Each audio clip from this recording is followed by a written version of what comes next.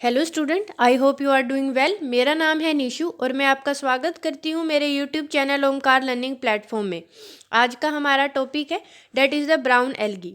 इस वीडियो में हम ब्राउन एल्गी के कुछ इंपॉर्टेंट करैक्टरिस्टिक्स फीचर के बारे में पढ़ेंगे।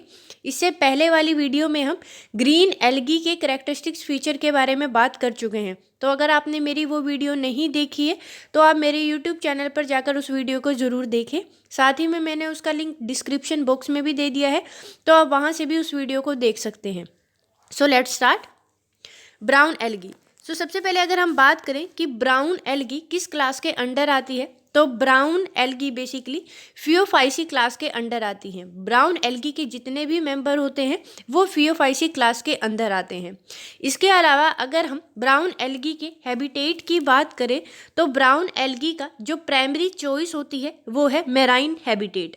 इसके जितने मेंबर होते हैं या ज़्यादातर जो मेंबर होते हैं उनकी जो फर्स्ट चॉइस होती है या उनका जो फर्स्ट हैबिटेट होता है वो मेराइन वाटर होता है।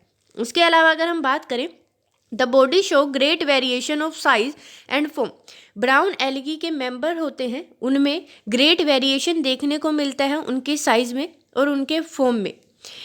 इट में consist of A branch filamentous structure in lower form. Brown algae के जो लोअर मेंबर होते हैं जैसे कि एक्टोकार्पस, उनमें ब्रांच फिलामेंटस स्ट्रक्चर देखने को मिलता है।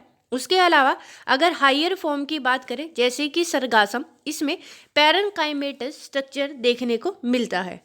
No unicellular form are known. इनके अंदर कोई भी ऐसा मेंबर प्रेजेंट नहीं होता जो यूनिसेलुलर हो।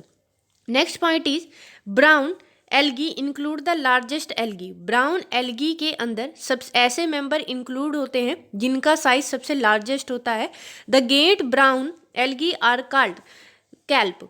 जो लार्जेस्ट फॉर्म होती है, ये जो सबसे विशाल फॉर्म होती है ब्राउन एल्गी को, उसको कैल्प बोला जाता है।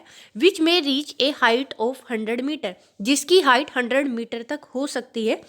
The largest kelp are Macrocystis. तो जो सबसे लार्जेस्ट कैल्प है वो मैक्रोसिस्ट है। इसके अलावा cell wall contain inner cellulose layer and outer mucilage layer. Cell wall दो लेयर से मिलकर बनी होती है। इसमें जो इनर लेयर होती है वो सेलुलोज की बनी होती है और जो आउटर लेयर होती है वो म्यूसिलेजियस लेयर होती है। इसके अलावा फाइकोकोलोइड्स होते हैं like algin which form a gelatinous layer. इसके अलावा फाइकोकोलोइड्स होते हैं लाइक एल्जिन जो जिलेटिनस लेयर बनाते हैं around the cell wall. Phycocolloids of brown algae are non sulphated polysaccharide. जो फाइकोकोलोइड्स होते हैं ब्राउन एल्गी के केस में वो नॉन सल्फेटेड पॉलीसेक्राइड नेचर होता है। The common ones are alginic acid, fucoidin and fucin. जो कॉमन फाइकोकोलोइड्स होते हैं उनमें कॉमन है alginic acid, fucoidin and fucin. They are copies in species dwelling in tidal areas. Next point is the brown color of algae is due to the presence of large amount of xanthophyll called fucoxanthin। जिस तरह से red algae का colour red इस वजह से होता है क्योंकि उसके अंदर फाइकोआर्थनिन की जो अमाउंट होता है वो हाई होता है।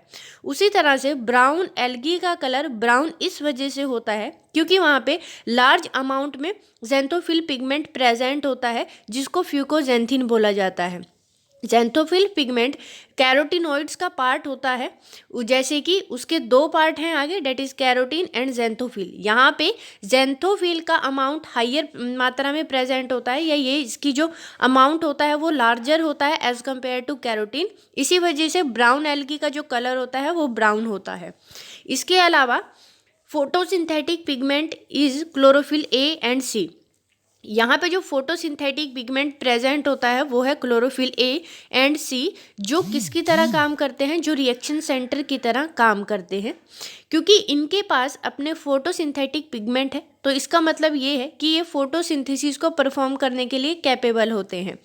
तो फोटोसिंथेसिस का जो लास्ट या एंड प्रोडक्ट होता है वो होता है that is the carbohydrates glucose, जो आगे कन्वर्ट हो जाता है सुक्रोज में और स्टार्च में। सुक्रोज एक ट्रांसपोर्ट फॉर्म होती है जो एक पार्ट से दूसरे पार्ट में ट्रांसपोर्ट होती है। उसके अलावा अगर स्टार्च की बात करें तो स्टार्च एक्ट करता है as a reserve food material की तरह। वही यहाँ पे लिखा हुआ है food reserve is laminaceous starch and mannitol. Next point is vegetative reproduction occur through fragmentation, adventitious branches, stolon etcetera. यहाँ पे जो वेजिटेटिव रिप्रोडक्शन होती है, जहाँ पे सेक्स ऑर्गन या सेक्स गैमीट्स की फ्यूजन नहीं होती, वो उसमें जो यहाँ पे जो वेजिटेटिव रिप्रोडक्शन होती है वो होती है डेट इज द फ्रेगमेंटेशन के थ्रू, एडवेंटिशियस ब्रांचेस के थ्रू और स्टोलन के through. Next point is asexual reproduction occur with the help of both motile and non motile spores. यहाँ पे जो एसेक्सुअल रिप्रोडक्शन होती है उसकी किस तरह से होती है, वो बोथ मोटाइल और नॉन मोटाइल स्पोर्स के थ्रू होती है। द मोटाइल स्पोर और zoospores are pear shape having heterokont flagellation. जो मोटाइल स्पोर्स होते हैं या जो जू स्पोर्स होते हैं जो फेवरेबल कंडीशन के अंदर बनते हैं वो पियर शेप होते हैं और उनके पास हेटेरोकोन टाइप का फ्लैजिला प्रेजेंट होता है। मीन्स यहाँ पे दो फ्लैजिला होते हैं और वो दोनों एक दूसरे से डिफरेंट होते हैं। एक विप्लेस टाइप होता है और एक टिंसल टाइप होता है। विप्लेस टाइप मीन्स वो स्मूथ होता है और एक पे हेयर लाइक स्ट्रक्चर प्रेजेंट होते हैं जिसको टिंसल टाइप बोला जाता है।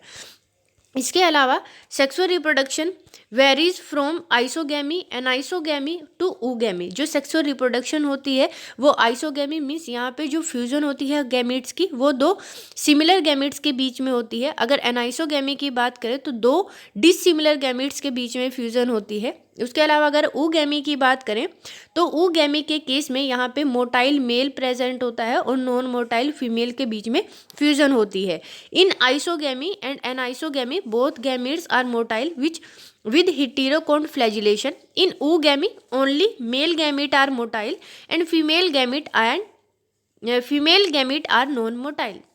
Next point is isomorphic alternation of generation. यहाँ पे isomorphic alternation of generation present होती है is found in some brown algae, example Ectocarpus डक्ट्यूटा। Here both the haploid and diploid generation are present and are similar in structure। क्योंकि यहाँ पे दोनों haploid as well as diploid structure present होते हैं और उनका जो स्ट्रक्चर होता है वो एक दूसरे के सिमिलर होता है। सो ये थे कुछ character that is the brown algae के बारे में। इसके अलावा हम नेक्स्ट वीडियो में रेड एल्गी के कुछ कैरेक्टरिस्टिक्स फीचर के बारे में लर्न करेंगे। तब तक के लिए कीप लर्निंग। Thank you.